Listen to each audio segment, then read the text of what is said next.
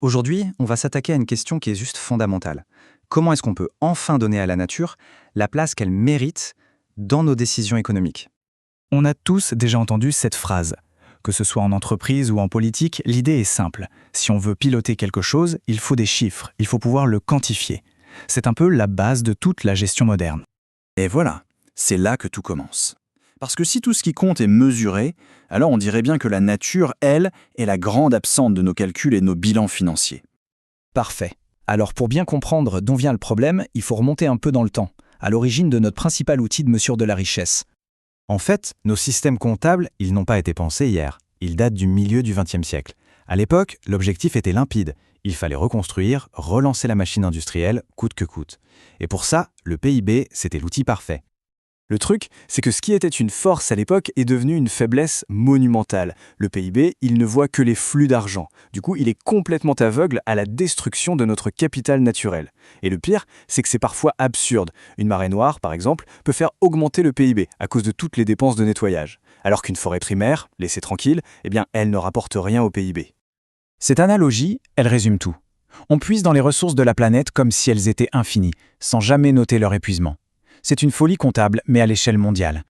Alors, face à ce constat un peu déprimant, il y a des experts partout dans le monde qui se sont dit « Ok, il faut qu'on répare ça, voyons un peu comment ils s'y prennent ». Ça, c'est la première tentative sérieuse à l'échelle mondiale pour essayer de créer un standard. L'idée, c'est de connecter enfin les données sur l'environnement avec nos comptes économiques classiques, histoire que tout le monde parle un peu la même langue.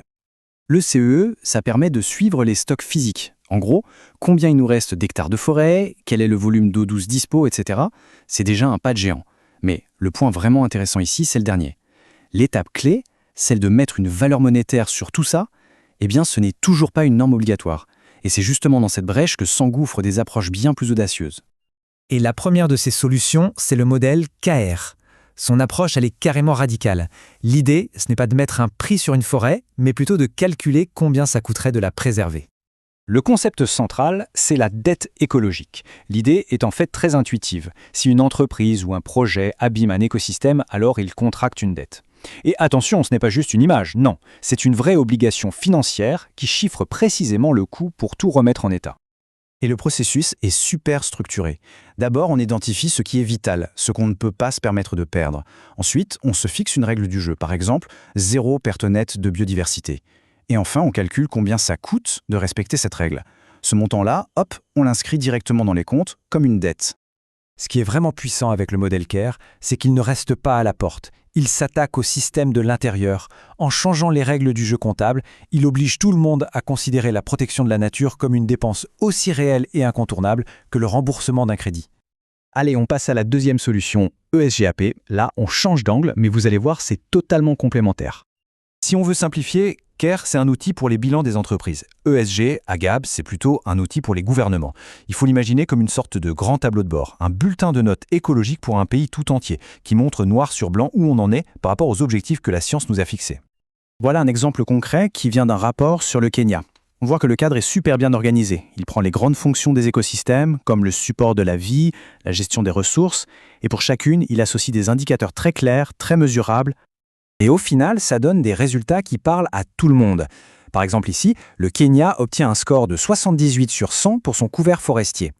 D'un seul coup d'œil, on a une information simple sur un sujet complexe et surtout, on peut voir si ça s'améliore ou pas avec le temps.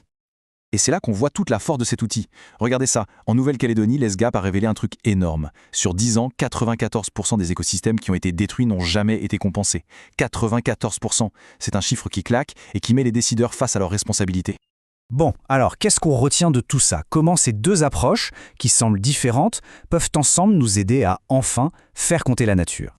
En fait, ces deux systèmes, c'est un peu les deux faces d'une même pièce. CARE agit à petite échelle, au niveau de l'entreprise, en la forçant à agir via son bilan comptable. Et ESGAP, lui, agit à grande échelle, en donnant au gouvernement une boussole claire pour piloter le pays. Mais au final, le but est exactement le même, sortir la nature de cet angle mort économique. Il s'agit de transformer ce qu'on a toujours considéré comme un détail, une externalité, en un élément central de nos décisions, de nos bilans, de nos politiques. Et ça, c'est la grande question qui reste. Essayons d'imaginer un instant un monde où chaque projet, chaque bilan, chaque loi devrait prouver non seulement qu'il est rentable financièrement, mais aussi qu'il ne crée pas de dette écologique. Le changement ne serait pas juste à la marge, il serait fondamental.